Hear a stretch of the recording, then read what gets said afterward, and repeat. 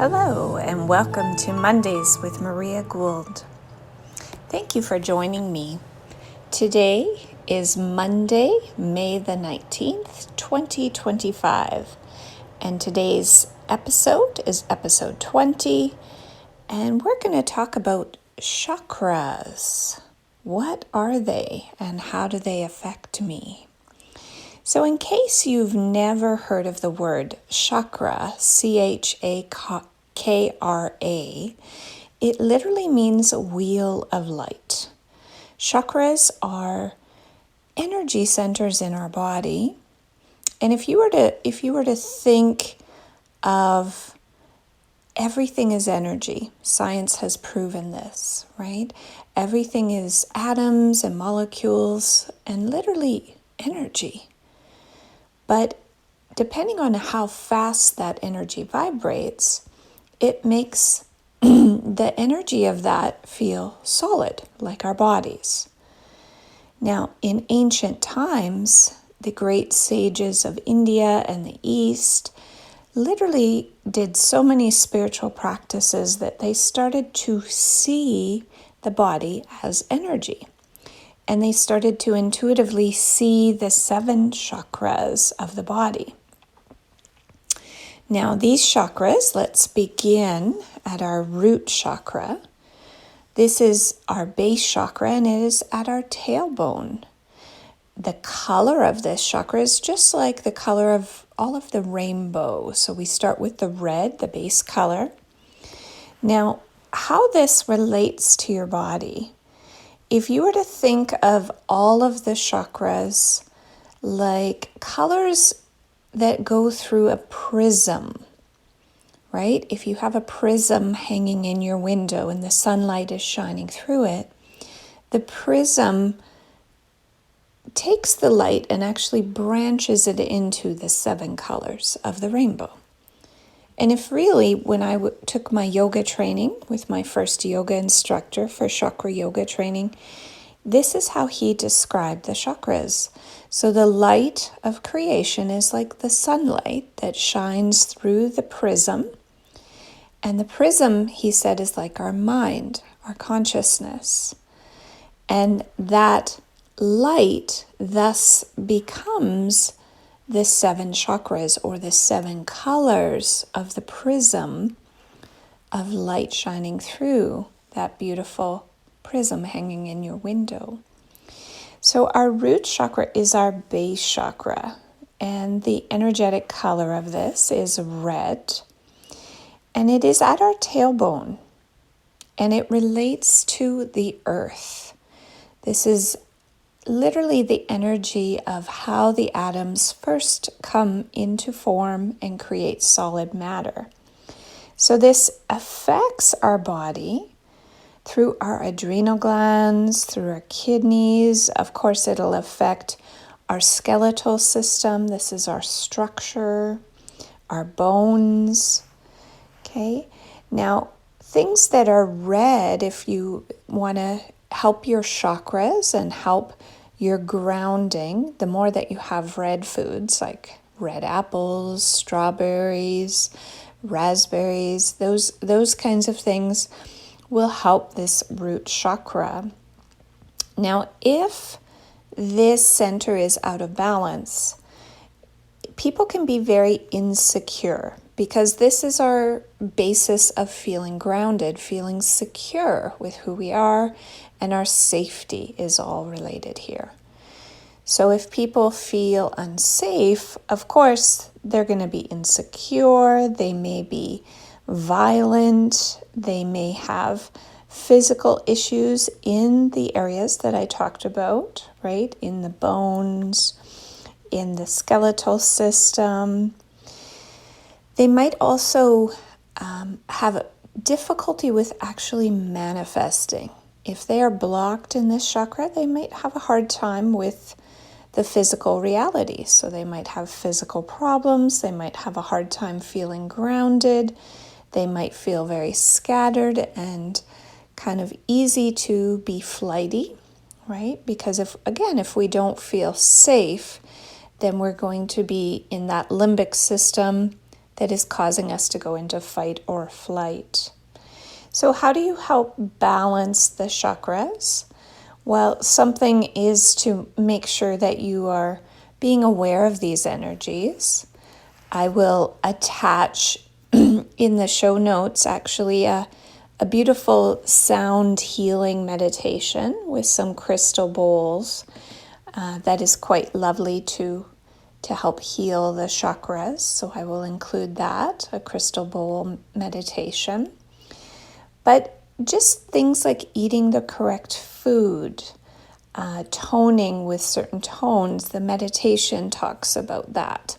So I won't go into that specifically. If you would like to be on my email list, it's a good idea.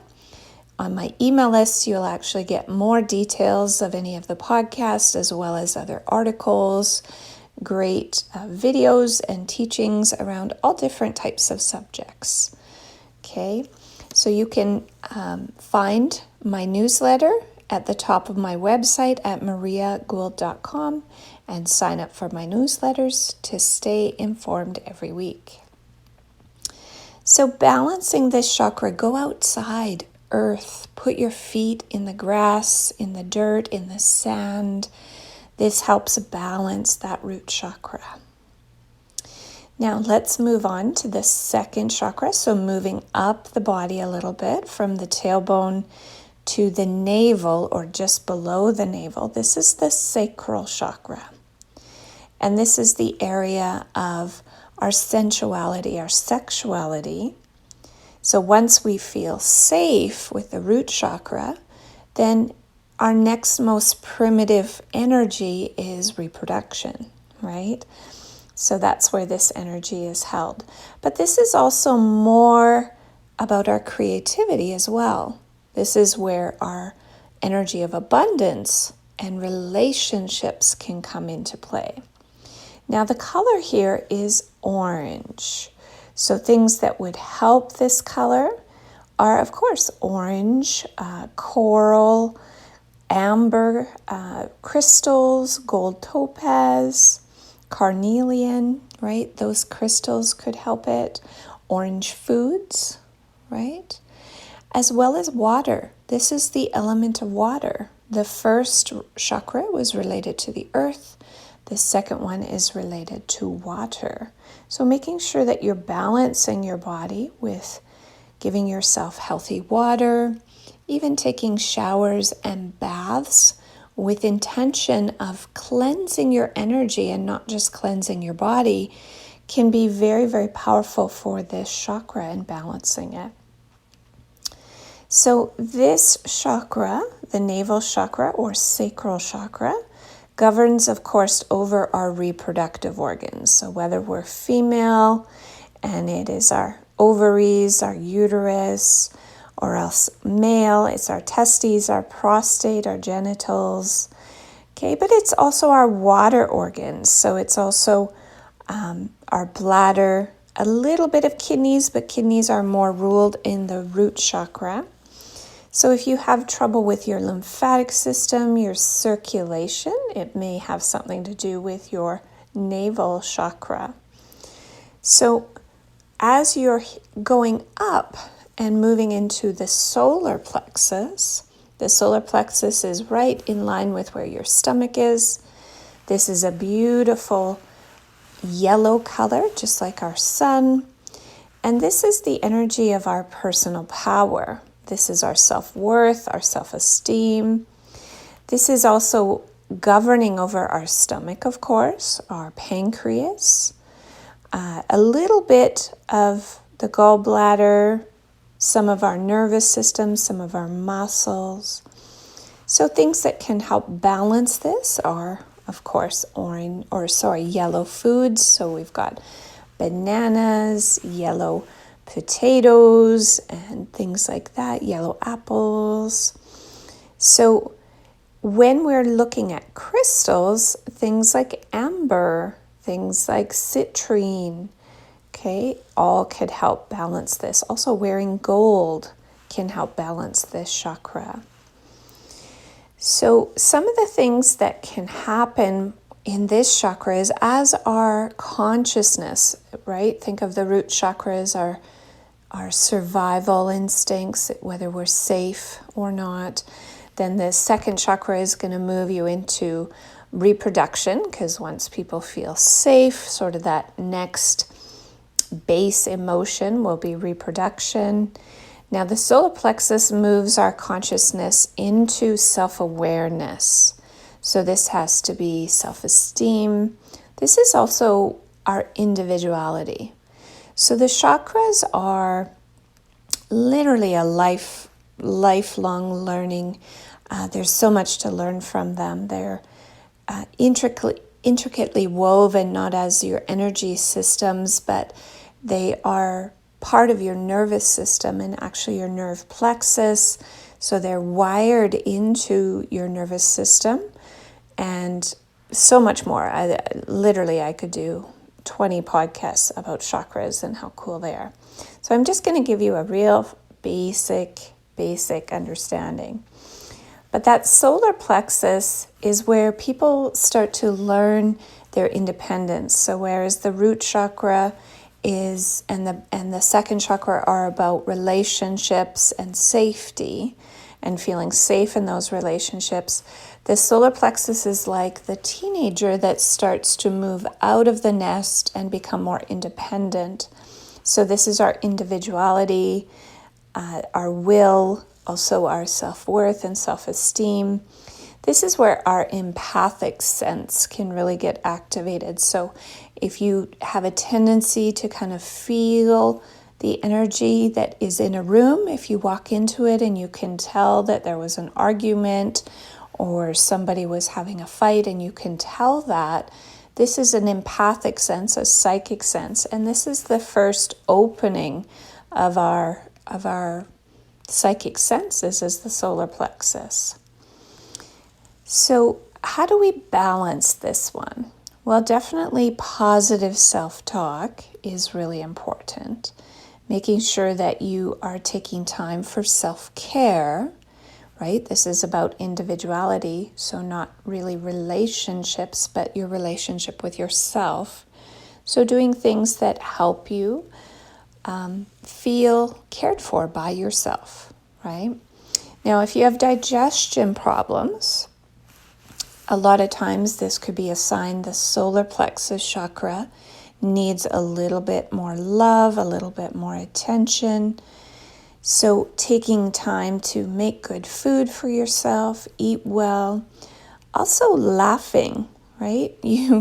If you've ever laughed so hard with your friends that you actually feel your stomach hurt, that's because it's a good sign that you're balancing that solar plexus chakra. Now this one is related to the element of fire. So even being around fire, like it is summer here in Canada and we like to sit outside and have a fire sometimes. And that fire energy is very purifying for your whole energetic field, for your chakras. So it can help actually balance that solar plexus chakra. If you don't have access to a fire pit, you can always have a safe, in a nice glass container candle. And just even when you sit in a bath or reading a book, you can have a candle going that is actually close to your energetic field. Within, 4 to 5 feet of you, it'll clear your energetic field and help balance the solar plexus. So that's kind of cool. So let's move our awareness up now to the heart chakra. The heart chakra is, of course, right in the center of the chest. This is our heart space. This is the color of emerald green. And this is our area of unconditional love. This is where we start to move into loving self, loving others, being more considerate, more caring. This is the element of air. So think of it in your heart space is exactly where your lungs are. So that makes sense. The element that is controlling this area is the element of air.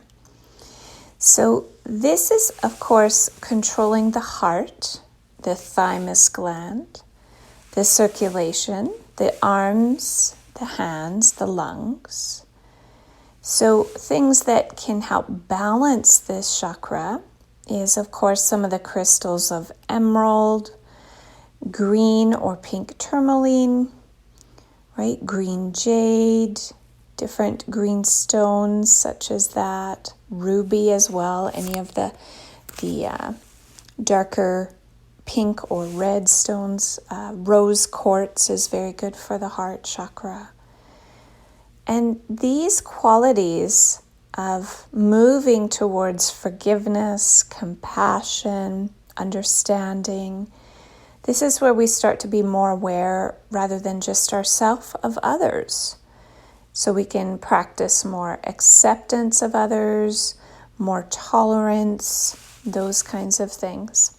So if the heart space is out of balance, of course, if you get a broken heart from a relationship, if you lose a loved one, that can affect our heart chakra, close it down.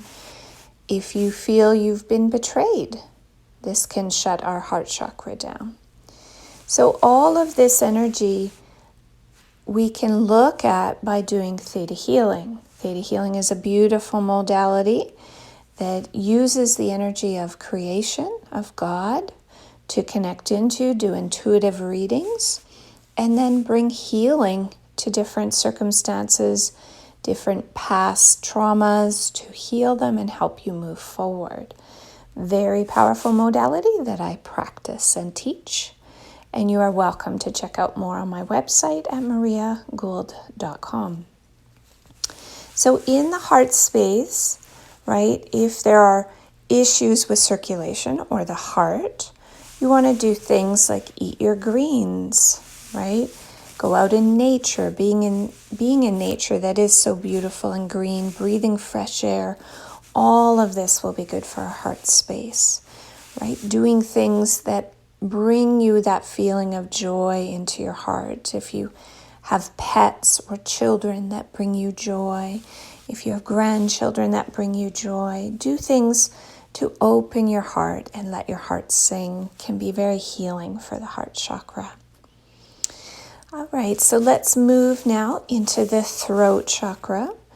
And this is at the throat, the solar plexus, the very center in that notch of your throat is the throat chakra. The color is sky blue. And this is where our consciousness moves into speaking our truth and divine truth or channeling. So to be able to open this chakra, we first of all have to be able to communicate our own truth and to communicate it in a good way, right? We need to be able to hear other people's truth without compromising our own. This is also the chakra of vibration. So as you're listening to my voice, the vibration of my voice and the different tones that my voice makes send signals through the phone into your ears that your little cool ear bones actually vibrate and translate those vibrations into the words that I'm speaking. So it is quite magical when you really think about the logistics of speech and communication. Now this chakra rules over the thyroid, the parathyroid, the hypothalamus, the throat, the ears. Anything that is the color of that sky blue, so like celestine is a crystal that is very helpful for this. Kyanite, aquamarine is also, lapis lazuli is also great. Blue topaz, right? So some of these beautiful blue colors are helpful for the throat. Apache tear can be a very powerful, I know it's a black stone, but it can be very powerful to open the throat chakra, especially if you have any First Nations or Native American blood. The actual folklore around that is that it was tears from Apache women when they lost their men in war that created those stones. So That ability to release your voice and mourn and have your voice heard is a very powerful, powerful thing for the throat chakra. So people that communicate well, that can speak with discernment and tact, that share their knowledge and communicate well, mean that their throat chakra is fairly open. But if you would like to work on it, sometimes the throat comes out of balance, and maybe we weren't allowed to speak our truth as a child. So this kind of stuck energy in our throat can literally cause throat issues, communication issues, even up into the teeth or the ears. So, I really enjoy chanting. If you've never ever tried that, find a yoga studio, and they will sometimes do chanting of Om, which is considered the sound of the universe, or the word of God. It's another way to kind of hear the undulating sound of the universe. And when you chant those vibrations, your voice heals your body. So literally, one of the most powerful healing tools you have in your arsenal for healing is your own voice. So if you record your voice, reading a meditation or saying positive affirmations, and then you listen to your voice speaking that affirmation, speaking that meditation, it actually will be very healing for you. Your own frequency of your voice is made to heal you.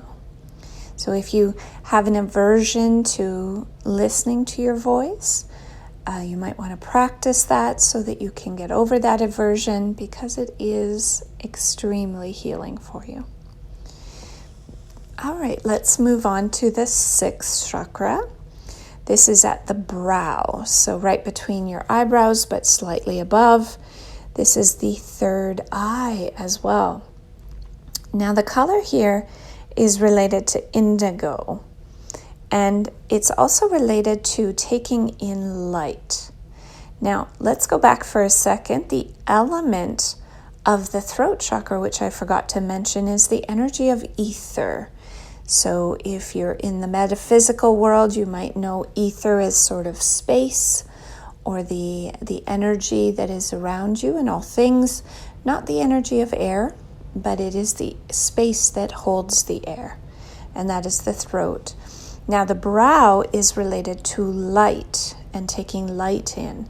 So this is the consciousness of your 3rd eye being open, being able to intuitively see the energy of the body, like the chakras, to intuitively be able to see maybe your ancestors that have crossed over, or angels, or the energy around things like auras. So as this 3rd eye opens, it literally opens your consciousness as well. So whereas the throat is all about communicating and starting to channel divine messages, the brow is starting to be able to see more spectrums of light. Now science tells us that our human sight only sees a very, very tiny spectrum of the visual light spectrum. And I believe that the 3rd eye actually has the potential to learn to see a lot more of that spectrum. So the glands that are affected by this are the pituitary gland, the pineal gland, and of course the eyes, nose, ears as well. So some crystals that can be helpful with this 3rd eye area is rutilated quartz, and just even quartz crystals, sapphire, tourmaline, azulite, lapis lazuli. So when you're thinking of the brow and that 3rd eye chakra, this is all about consciousness expansion. So this is your insights, your intuition, the realization that you are more than a body, right? It's also your imagination, it's clairvoyance, it's your ability to concentrate, your peace of mind, your wisdom, devotion. And it's knowing how to see beyond duality, to see the energy behind all things. So if there is sort of a block in the third eye, there may be headaches. There may be a lot of fear because you're stuck in more duality. There might be cynicism or criticalness, tension, eye problems, bad dreams, even a lack of concentration, overly detached from the world. All of these things might be a sign that your third eye needs some balancing. So, doing things that actually open you up to light is very good. Go outside, get sunlight in your eyes, not staring at the sun, but if you can sit outside when the sun is rising without any corrective lenses or sunglasses on, and if it comes over the horizon and you can look at the sunlight through trees, but that first little bit of light touching your eyes is going to reset your circadian rhythm. It's going to decalcify your pineal gland, which is very much tied to your third eye being open. This will really, really help the third eye be open, setting you up for a healthy, happy life. Okay. Now, the very last chakra I'll talk about, there are more chakras in my opinion than just 7, but 7 are the classic 7 chakras. So the last one is the 7th crown chakra, and this is the chakra at the crown of the head. Think of this as when a baby is born in that tiny little soft spot that they have in their head. This is where your crown chakra originates. Now, this is the color of violet, and this is related to thought, consciousness. Okay, now this is related to a lot of our hormones and our central nervous system. Okay, our cerebral cortex, our ability to have knowledge and wisdom. Now, to help this crown be open, amethyst is a wonderful stone, diamonds, purple fluorite, quartz crystal, selenite. All of these are very helpful for the crown. And when the crown is open, a lot of times there will be a lot of spiritual connection, inspiration, that idea of being united with people, not being divisive, the divine wisdom, people can see through dualism when their crown is open. They see the oneness in all things. They also might be able to perceive through space and time.